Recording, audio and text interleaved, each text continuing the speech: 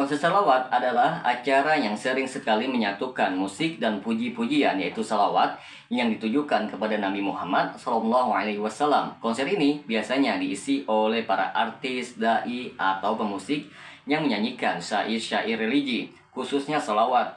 Di Indonesia, konser salawat menjadi populer karena dianggap sebagai cara yang inovatif untuk menyebarkan kecintaan terhadap Nabi dan mempererat hubungan dengan ajaran Islam.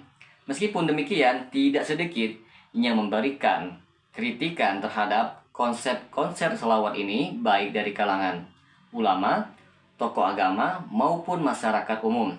Bagi teman-teman sekalian yang penasaran dengan kelanjutan dari pembahasan video kali ini, maka tonton terus video ini hingga selesai agar kita menemukan fakta yang sebenarnya.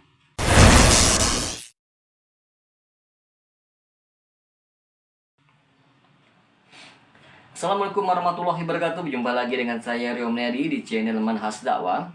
Pada episode kali ini kita akan membahas tentang kritikan terhadap konser sholawat. Kritikan terhadap konser sholawat muncul dari berbagai perspektif, termasuk dari sudut pandang agama, sosial, dan budaya. Sini akan kita bawakan beberapa poin utama dari kritik yang dilontarkan. Yang pertama, penggunaan musik dan hiburan dalam ibadah. Salah satu kritik utama adalah bahwa konser salawat menggunakan elemen musik yang dalam pandangan beberapa kelompok Islam dianggap tidak sesuai dengan ajaran Islam.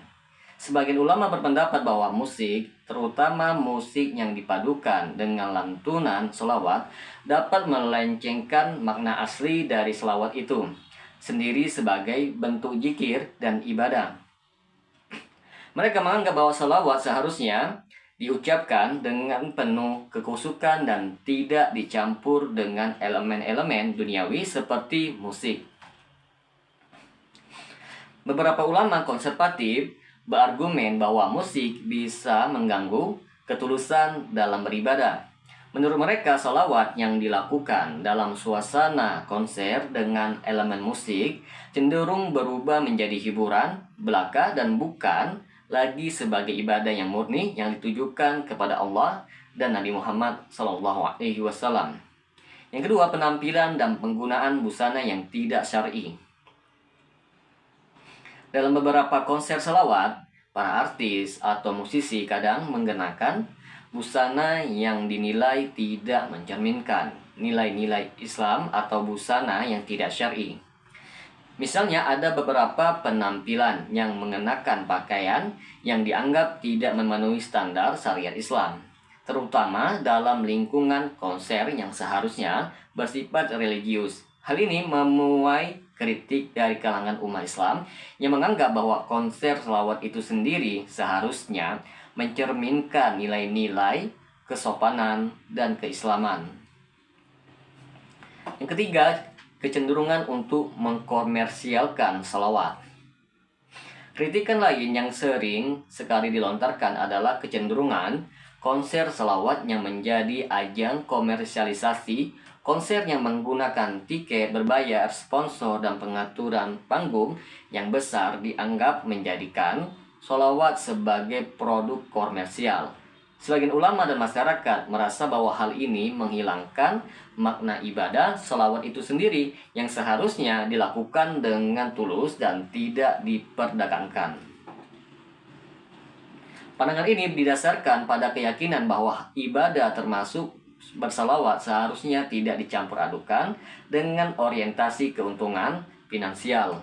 Penggunaan tiket atau sponsor yang dianggap sebagai bentuk komersialisasi yang bisa mengurangi nilai spiritual dari salawat itu sendiri. Yang keempat, potensi untuk menyimpang dari nilai Islam. Beberapa konser salawat juga dikritik karena adanya interaksi yang dianggap melanggar batas-batas pergaulan dalam Islam, seperti penonton pria dan wanita yang bercampur atau bahkan berdesak-desakan. Dalam Islam itu sendiri, terutama dalam pandangan beberapa mazhab konservatif, Interaksi yang tidak dibatasi ini bisa menimbulkan fitnah atau memancing godaan yang dapat merusak niat awal dari acara tersebut. Di sisi lain, acara ini juga dikhawatirkan menarik perhatian penonton yang hanya datang untuk hiburan tanpa pemahaman yang kuat tentang esensi dari selawat.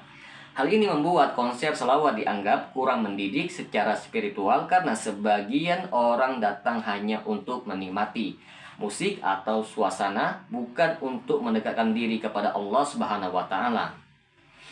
Yang kelima, kekhawatiran terhadap syirik atau kultus individu. Dalam beberapa kasus, para penonton konser selawat terlihat begitu kagum atau bahkan terlalu mengagungkan tokoh yang memimpin selawat itu sendiri, baik itu seorang ustadz, habib, atau artis tertentu. Hal ini memicu kekhawatiran adanya potensi syirik atau kultus individu di mana kecintaan kepada tokoh tersebut bisa melebihi kecintaan kepada Nabi atau Allah Subhanahu wa taala. Ada kekhawatiran bahwa konser selawat malah menumbuhkan ketergantungan spiritual yang berlebihan kepada figur manusia. Yang keenam, pengaruh westernisasi dan globalisasi dalam gaya penyajian selawat. Beberapa pihak juga mengkritik konser selawat karena dianggap terlalu dipengaruhi oleh gaya dan konsep konser barat. Dengan adanya panggung yang besar, tata lampu yang megah, dan dekorasi yang modern, konser selawat dianggap telah beralih dari konsep zikir tradisional yang sederhana. Ini membuat acara tersebut lebih menyerupai konser hiburan ketimbang sebuah acara keagamaan. Beberapa ulama berpandangan bahwa seharusnya ada batasan yang jelas antara hiburan dengan kegiatan yang bersifat ibadah. Yang ketujuh, distorsi makna selawat dan pengaruhnya terhadap generasi muda. Kritikan juga muncul dari kekhawatiran bahwa generasi muda yang mengikuti konser selawat mungkin akan mendapatkan pemahaman yang keliru tentang makna dan tujuan selawat itu sendiri. Beberapa ulama dan tokoh masyarakat berpendapat bahwa konser yang melibatkan banyak elemen hiburan dan kemeriahan bisa membuat generasi muda memahami selawat hanya sebagai hiburan atau tren saja, bukan sebagai bentuk cinta dan penghormatan kepada Nabi Muhammad SAW. Setelah kita membawakan beberapa kritikan terhadap konser selawat, maka kita akan bawakan beberapa argumen pendukung konser selawat. Di sisi lain, tidak sedikit pula yang mendukung adanya konser selawat ini. Mereka yang pro dengan konser ini berargumen bahwa acara tersebut bisa menjadi media dakwah yang efektif bagi masyarakat, terutama generasi muda. Mereka berpendapat bahwa dengan pendekatan modern dan musik, selawat menjadi lebih mudah diterima dan disukai. Selain itu, konser selawat juga dapat menjadi cara yang positif untuk merangkul kalangan yang biasanya jauh dari agama atau sulit tersentuh oleh metode dakwah konvensional.